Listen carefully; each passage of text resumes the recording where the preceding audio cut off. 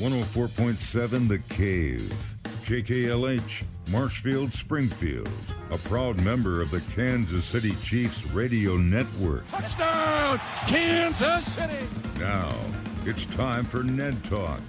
I got a question right out of the box for Ned Reynolds. Do you think it's this cold in Tampa Bay right now? I was just about to say it is a beautiful, beautiful day in Tampa, Florida. It sure as blazes in here.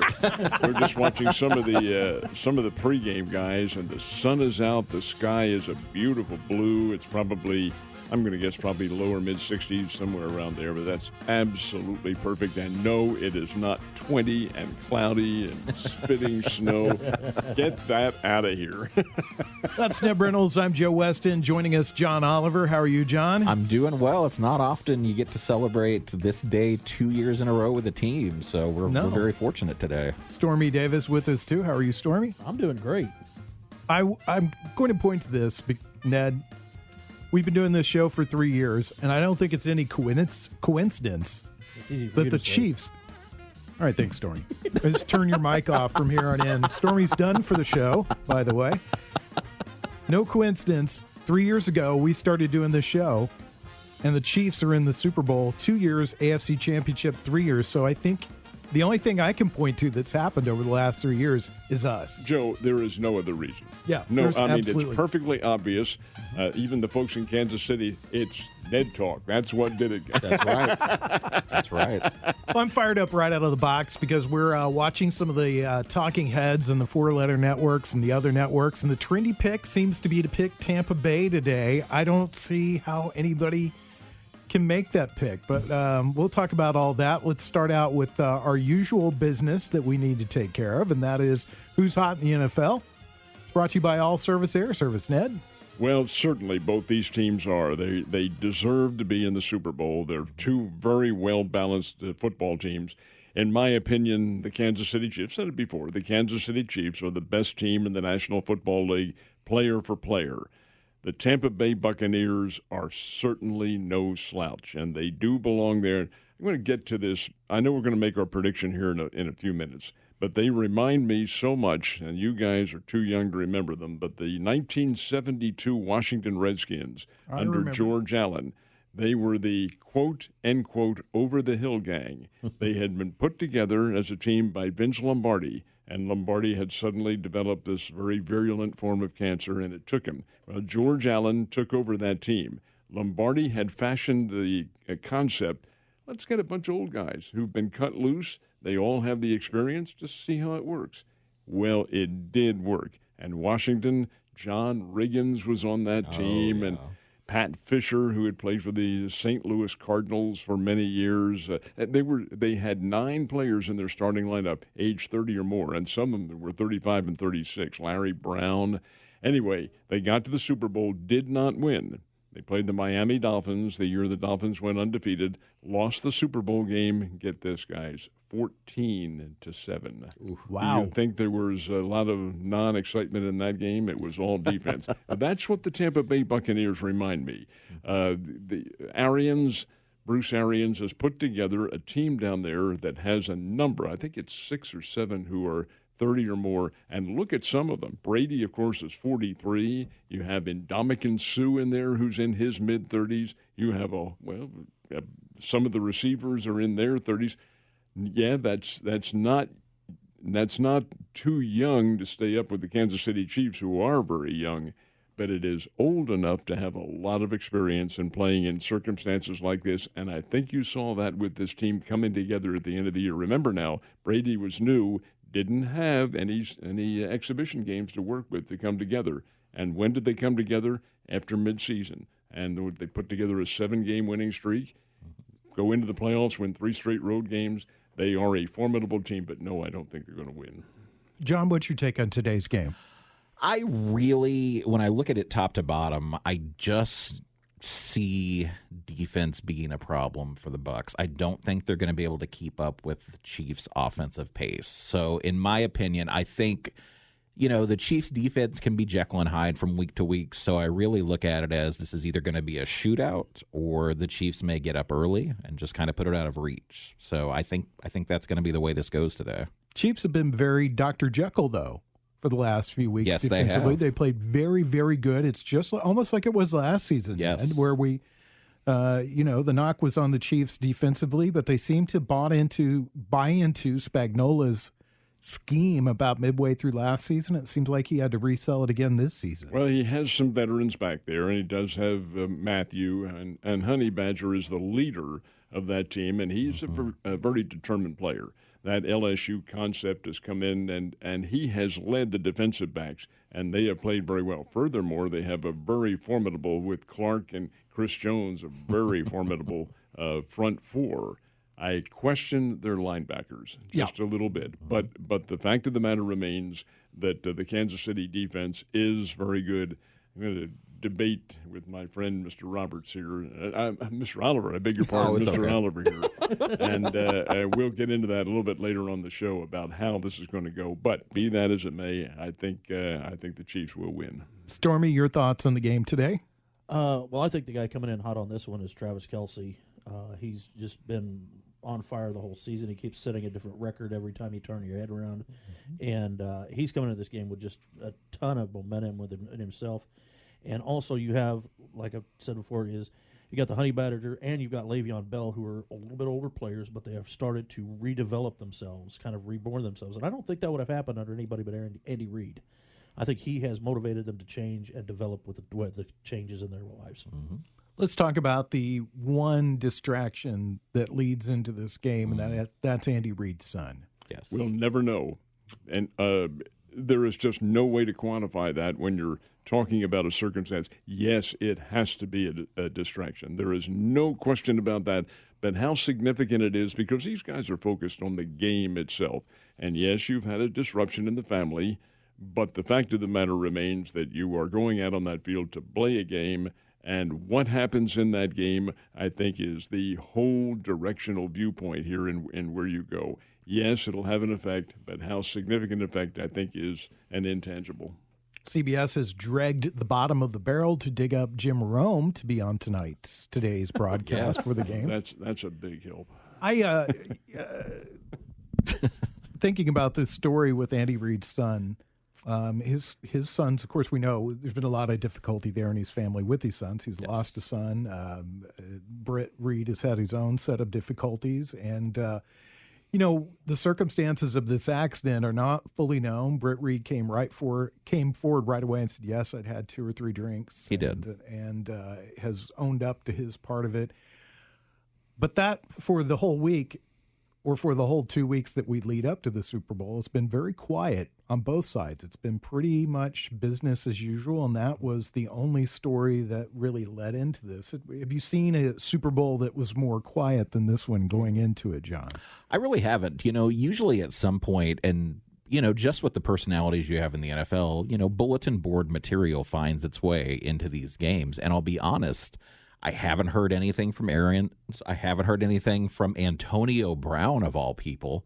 And these guys have been, readily available to the press. So it's surprising to me that no one's really said anything. You have, the incident with Brett Reid, as you mentioned. And then really the only other lead-up news that I've heard about, Joe, is Tyreek Hill making plans to try out for the Olympic sprinting team.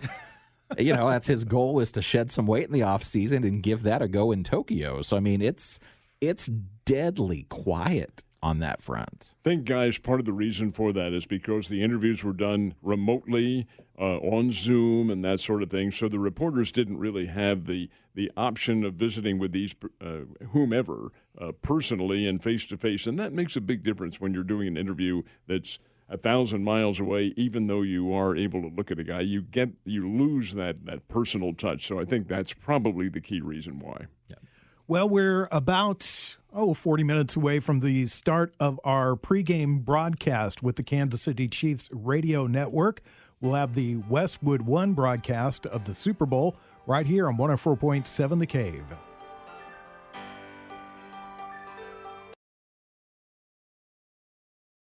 We're back to Ned Talk on 104.7 The Cave. I'm Joe Westen, joined by Ned Reynolds, John Oliver, Stormy Davis, and it's time for Ned to tell us about what's brewing in the college football leagues. It's brought to you by Arctic Food Equipment. Well, now that's interesting that you would bring that up, because under normal circumstances, we would be talking about the combine that'll be going on in Indianapolis, and that will still be going on. But we can also talk about legitimate competition, because today is February 7th, and it would be 10, 11, 13 days from now. The season will be opening here in town for Division I AA, or FCS, as they call it. And Division II football teams are the only divisions in the country that are playing spring football, and not all of them are. The Missouri Valley Conference has had to undergo a bit of a scheduling change because Indiana State University opted out. They decided not to play in the spring. Well, they're the only ones, and it created difficulties with scheduling. So where the Bears were originally, as Missouri State, originally scheduled to play on the road at University of North Dakota in Grand Forks, their first game, their opener, will be February 20th in town at the Plaster Sports Complex, and they will play Illinois State. Probably a pretty good game. I like what Coach Bobby Petrino has done with the recruiting. Now, again, we haven't seen these guys play, but on paper, this is a pretty formidable ball club that he's going to have. They're going to win some games. Now, that's not to say they'll win a championship, but they are going to win some. And I think especially noteworthy is the fact that the 8-time national champs, 8-time and defending national champs, come in here to play. That's North Dakota State from Fargo, comes in here on March, and I think it's the 6th. I don't have the calendar in front of me. I know it's a Saturday, and it's a Saturday afternoon. I think it's March 6th. That is the third game of the season. And that will be a North Dakota State team that will not have their All-America quarterback, Trey Lance, because he has declared for the NFL. That's how good this guy was. What have they done? Do they have another one? You know, they at North Dakota State, you had Wentz and you had Easton Stick, who's now with the San Diego. $10 Ned Reynolds, and the Los Angeles Chargers. he is their backup. And now they bring in this kid, Trey Lance, who is really sensational. Where are they getting these guys? Right. And do they have a fourth one waiting in the wings? Anyway, we'll get a chance to see them. And, folks, if you haven't seen them play, North Dakota State, 8-time national champs, 8 times defending national champs. They are not flashy. They're not a team with a lot of glitz and glamour and long passes. They just beat the hell out of you. They are really good, really good. They're just some Dakota farm boys, aren't they? And when you see them come out, and I'm not exaggerating, when you see them come out of the locker room, you think, God, we're playing the Green Bay Packers today. That's their color scheme, and that's how they dress. And they're big. Like they're a big football team. Big. Watch that championship game last year, and you're exactly right. They didn't do anything flashy. They just beat the other team down and just took them throughout the game. That's what they do. National Signing Day has started and passed. Yeah, it has started. It hasn't passed. The day. I'm sorry about that. It goes until August the 1st, but most of the big signees come in on last Wednesday is when that was. That's National Letter of Intent Day, and I thought the Bears did pretty well. Missouri State picked up 4 new players, one of whom is a JUCO quarterback who is projected to be very much in the serviceable category. In other words, we may see a lot of him in action. But University of Missouri picked up 17 players, and this is the one that boggles my mind. The pundits across the country give all of the major universities a grade, a letter grade as to how they did. Who do you suppose got the A+?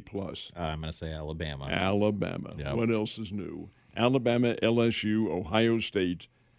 I think Michigan was in that group of top 5 too, but it's the usual team. Clemson's another one, all in there. Who wasn't there was in the top 10, but none in the top 5 was Notre Dame. We didn't get a chance to talk about this during the course of the season. We mentioned frequently, this is the moment when John Harbaugh loses his job, but he didn't lose his job. He's still there. I don't know how in the world that happened either. I don't either. Baffled by that. I mean, any ideas on why he still has a job? Very good point that you make. The only thought that comes to mind is that they gave him a break because of COVID, but it wasn't a 1-year break. He signed a 5-year extension. And here's a guy who's under fire, never has beaten Ohio State, and that's the hallmark. You can go 0-11. But if you beat Ohio State, you're having a parade for you. That's right. And I'm amazed that he is still there, and he is going to be there for apparently as long as he wants to be. Interesting. Well, as always in college football, the rich get richer, as they say, moving forward. Let's turn our attention back to today's game with the Chiefs and the Tampa Bay Buccaneers. We're going to do our picks at the very end of the show. But there's been a lot of talking earlier, Ned, that you do another radio program on another station, and some of the people there that you talk to pick the Buccaneers. Why? Their excuse is a conspiracy. Now, this is a conspiracy that would involve the front offices and things like that, certainly not the players on the field. That I don't think enters into things.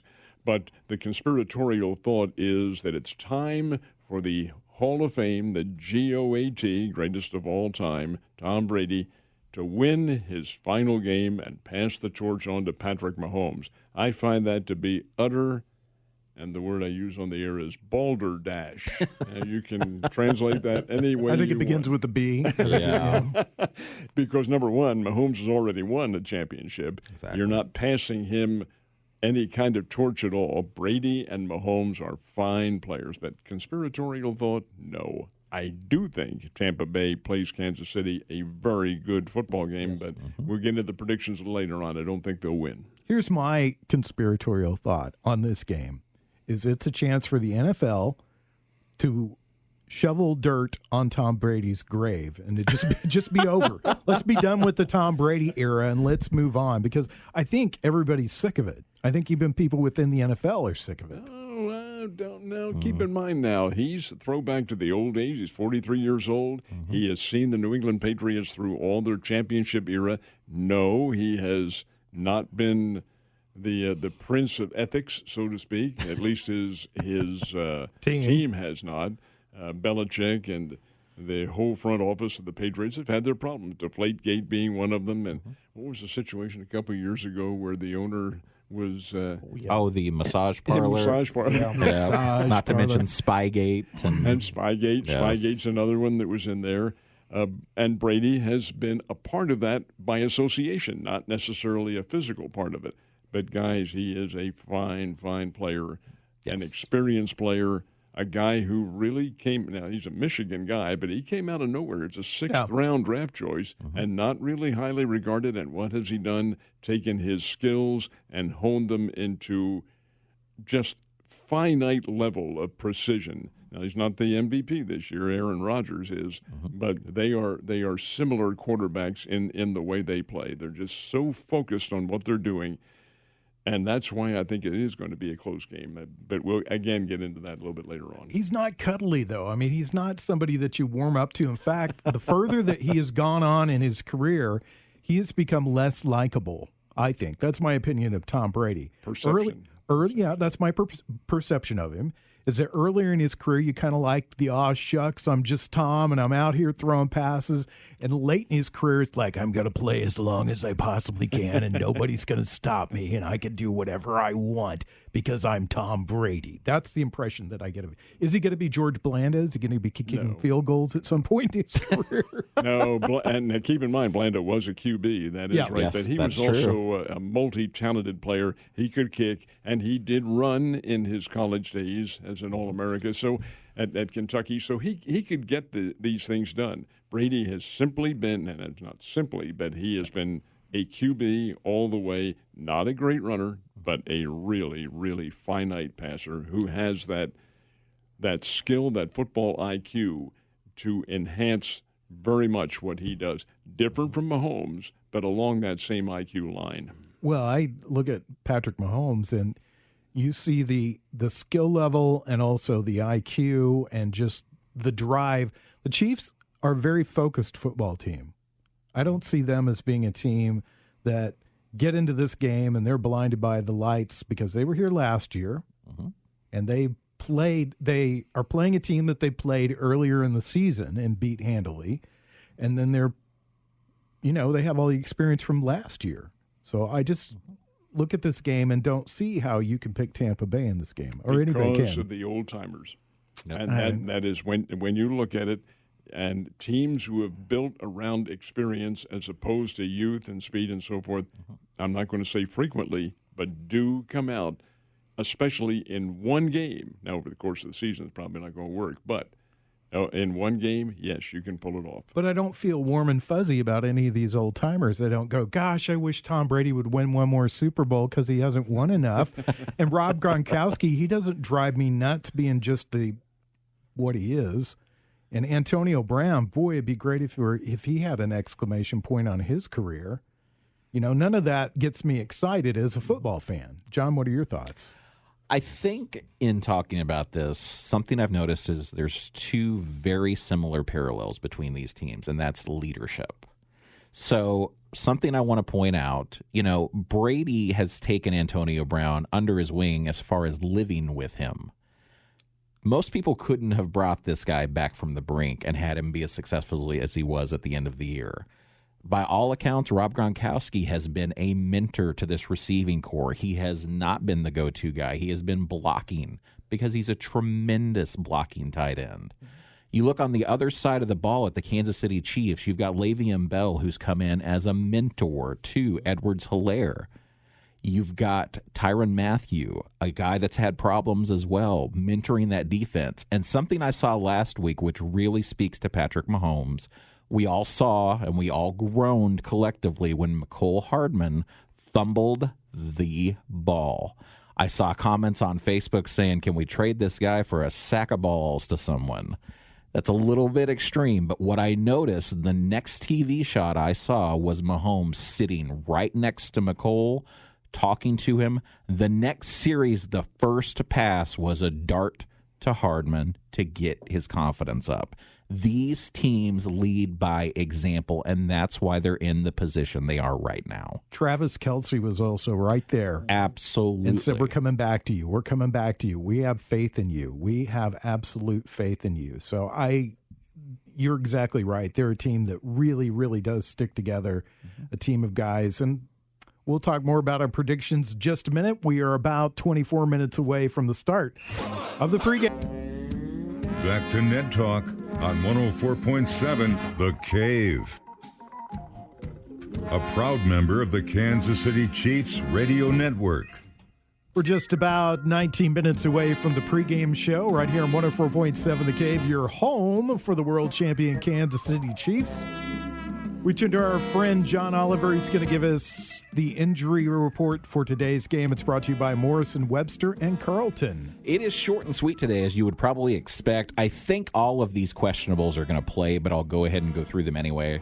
I do want to remind Chiefs fans, Eric Fisher is out. He's on injured reserve, as well as Willie Gay. Sammy Watkins is our only player that is listed as questionable with a calf injury. I 1,000% think he will play today through that. I 1,000% think that he'll make a big catch in today's game. I agree with you there. On Tampa's side of the ball, also very, very little. Antonio Brown's nursing a knee injury. He's questionable. He will end up playing. And then Cameron Brate, their tight end, is questionable with a back injury. He's going to suit up as well. I think you don't have anything to play for tomorrow, so I think everybody's available that can walk. Very healthy Super Bowl Sunday. It right, will Ned? be. And as close to, at this time of the year, full strength. I do wonder about Eric Fisher, though it is a torn Achilles, so he may be out all of next year or two while this heals up. The fact is that will hurt the Kansas City Chiefs. Now, I know they have the replacements coming in there and all that sort of thing, but Fisher is the individual who guarded Mahomes' blind side and prevented the blitzes coming from in there. I'm just a little bit concerned about that. And Mitchell Schwartz will not be in there. Of course, he hasn't been in there since late November. Right. But these are significant absences from that offensive line. And guys, I don't think it will make a final difference, but I do think there will be some lessening of the offensive capabilities because of that. Mm-hmm. Let's go to your fantasy pick, John, and that's brought to you by Fazoli's. Absolutely. So following up on what I talked about last week, we talked about who might win the MVP and the Defensive Player of the Year. Well, we said either Derrick Henry or Aaron Rodgers. Well, Rodgers took home the MVP, and Derrick Henry was the Offensive Player of the Year. You also, on the other side of the ball, no surprise here, Aaron Donald with his third straight Defensive Player of the Year award. And the Rookies of the Year were Chase Young on the defensive side. And, of course, everybody's darling right now, Justin Herbert, the quarterback for the Chargers on the offensive side. Let's talk about the big trade that happened this week, too. Matthew Stafford for Jared Goff. I'm not a fan of this trade for the Rams because they're trading a quarterback who is young, has proven himself, took the team to the Super Bowl. They didn't win, but they still high-powered offense, look really, really good, and they traded him for, well, shall we say there's some miles on those tires. Well, 12 years, as a matter of fact. Stafford has been around for 12. This will be his 13th season in the NFL. I must admit, I'm a little bit puzzled at the nature of the trade because Goff has had some success. But it almost makes you think as though Goff has fouled his nest, so to speak, with the Rams and really annoyed somebody within the organization. And they feel like Stafford, a free agent, can lead that team with his experience because the Rams are pretty good.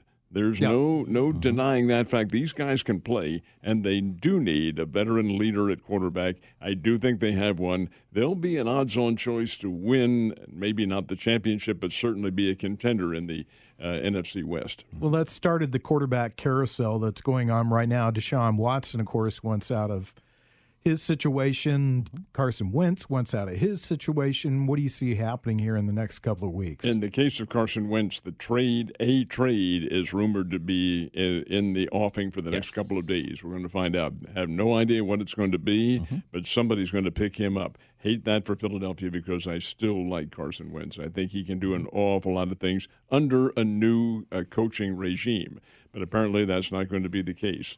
Now, Hurts, he can play, he certainly adds an element to the Philadelphia Eagles offense. But I would prefer that Wentz still be there. However, that's neither here nor there. Apparently, they are going to trade him. And Watson wants out of Texas no matter what. Yes. He wants gone, so he'll be off to whomever makes the highest bid. Well, the hot rumor this week was that he was going to land in Las Vegas. And that would mean Derek Carr would be somewhere else at this time next year. Derek Carr is not going to sit on the bench as a backup, not as many years as he's been there.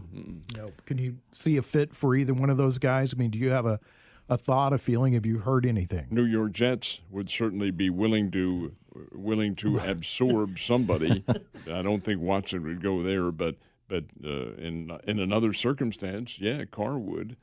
Atlanta Falcons probably need some help. Miami is reported to be, even with Tagovailoa they're reported to be looking for another QB too. So there are some ball clubs that are in quest and in searching the free agent market or trade market for somebody. Correct me if I'm wrong, and I know you will. Tua's had some things said about him in the Miami press with some players down there that they're not buying in completely yet. This is not an all sugar and spice world that we live in. Correct. And it may happen in football, may happen in baseball, may happen in, get this, guys, politics. Can you imagine that? Shudder to think, Ned. Say it ain't so, Ned. Yeah. Billy Idol is doing the pregame show right now on CBS. Steve Stevens looks really bad, by the way, in case you're wondering. Steve, cut that hair, buddy. Yeah. Just cut it. But Billy looks pretty good, who's now American citizen. Billy doesn't. Speaking of also not looking good, one thing that I heard this week, Ned, in typical Jets fashion, rather than pursue one of these quarterbacks that might make a difference, they are currently linked to Kirk Cousins and engaged in talks with the Minnesota Vikings. Interesting. Cousins had a pretty good year with the Vikings. Didn't get them to the promised land, so to speak. Right. But he's a Big Ten kid, Michigan State, has a lot of experience playing a QB. I can see him. I can see him fitting into the New York scheme of things. Yes. Well, that leaves Trevor Lawrence. Where is he going? That's a good question. Good question. And now this is going to be viewed as an old curmudgeon. Guys, Lawrence had a great college career at Clemson. There may be some skepticism about him being a pro-level QB. especially right away, because his name has not immediately soared to the top. There are some who think that he may be the top draft choice and so forth, but there are others who are debating that. I'm not sure he fits that bill. I think he does. I don't see how he's got a rocket of an arm. He's mobile. He's not a super running quarterback, but he's not also a traditional pocket passer. But I think that goes to the arrogance of the league. I've been vocal on this show as saying the NFL is the most arrogant of all the sports leagues, and that the upper level heads in it, they buy or sell whatever's being sold more so on TV than any of the other leagues. I mean, they can be talked into trades and moving people up and down in the draft simply because somebody on ESPN said, "Oh, this guy's great. You really should look at him. He's better than Trevor Lawrence." And some team will take him over Trevor Lawrence, and then you'll 5 years down the road, you'll be like, why didn't they take Trevor Lawrence? Because that guy, whoever he is, Stephen A. Smith or whoever he is, says that this guy's better, and it's just crazy. Just as a point of argument, though, in this case, that can happen in any circumstance. It does. Nobody's necessarily going to mature in exactly the way that you think they do, and there are some who simply do not have the skills. They may have them in college and may fool a lot of the pundits, but then you get into the pro game and it's an altogether different circumstance. But the pundits also liked Lamarcus, I can't think of his last name right now. Yeah, the great big fat load Jamarcus Robinson from the Raiders. Raiders. He's going to be great when he gets to the NFL. He's and because he picked up, instead of the football, he was picking up the menu. Yeah, it was, apparently, and a lot of checks, too, on the way. We're about 10 minutes away from the start of the pregame show on the Chiefs Radio Network. A proud member of the Kansas City Chiefs Radio Network. It is a beautiful day in Tampa Bay. No weather issues in front of them for today's game. Hopefully the lights will stay on a little bit later on, so it looks really, really good for that. It's time for our picks, and we're going to start with Mr. Reynolds. Alrighty, this is the way I foresee this game going. Now, keep in mind, this is the second time these teams have played this year. First time was 27-24. Chiefs won. That's very deceptive, that score, because it was not that close. Yeah. Kansas City owned that game right from the start. This Tampa Bay team has come together. They are playing much better football. They have unified themselves. They also know that they cannot stop the Kansas City Chiefs. There's no team in the NFL that can really put the kibosh defensively on that team except for one way, and that is keep that offense off the field. Mm-hmm. When Tampa Bay has the ball, I think Tom Brady is not going to rely on a lot of long downfield passes, but instead a lot of dinks and dunks. And here's the guy flying under the radar who I'm going to pick as the silent star of the game, Leonard Fournette. Oh, yeah. Leonard Fournette is a horse. He's only been around for 4 years, has never really achieved the level of running that he can, but he's a big, powerful running back from LSU, picked up by this team at midseason. They have Ron Jones is the other guy who's very quick. Yeah. I see Tampa Bay utilizing that running game to the fullest extent and then keeping the Chiefs off balance with little short passes, the look-ins over the middle, sideline passes, and keeping Kansas City off the field. Now, does that mean the Chiefs don't score? Not at all. But my final score in this game is Chiefs 33, Tampa Bay 31, and this may come down, guys, right to the wire where a field goal or whatever comes away and makes it in the final minutes as the winner. John, what's your thoughts? We have very similar opinions on the score, Mr. Reynolds. So I'm going to pick this as 31-27 Chiefs. I do think one of the things that turns the tide in this game will be a special teams play by the Chiefs. That is my prediction, be it Pringle, be it Hardman, whoever it is. I feel like I just have that inkling that something's going to take place. Stormy, your thoughts? I think it's going to be a little bit more spread out by the time we get to the end of the game. I'm going to go with like a 38-28. But it will be a much tighter game than the next score will tell. But I can't see the Chiefs allowing themselves to get into the pit they were last year where they have to come back in the fourth quarter. I think they'll take control quickly. But with Brady's experience and like Ned was saying about the older generations they've got on there with the experience, I think they will hold it a lot tighter in play on the field. but I still see the Chiefs winning it strongly. The Tampa Bay team will not take any risks. Number one, Bruce Arians won't allow them to do that. You might remember that last year San Francisco had the Chiefs beaten, had them down, and in that fourth period, they did take a gamble, went for a first down on a fourth down play and did not get it. And Kansas City able to take over, and then, like the Chiefs do, and this is all part of their scheme, exploded. You have that period during a game, doesn't make you can't predict when it's going to happen. But when they suddenly erupt and score a lot of points, that may happen and probably will today. It's how Tampa Bay withstands that depends on whether or not they are contenders in the game down the stretch or whether or not they're far and away back of the pack somewhere and lose. I don't want to say blowout because I don't think that's going to happen. I do think that Tampa Bay and their experience prevails in keeping the game competitive. I predict a blowout, 42-17 Chiefs. Wow. I really do think that there's no way Tampa Bay can keep up with them. I think their defense is shoddy. Their secondary is not very good. They do have a good front four. They do have a good rush, which could be my one concern in the game. They keep Patrick from sliding out on the sides then. But I think that Kansas City is going to do a lot of controlled rollouts like they've been doing, a lot of screen passes, a lot of things like that. And I think they're going to force Tampa Bay to go for the big play. So I pick a big win for the Chiefs. That's going to do it for us. I want to say thanks to Stormy, John, Ned, Josh Roberts, who couldn't be with us.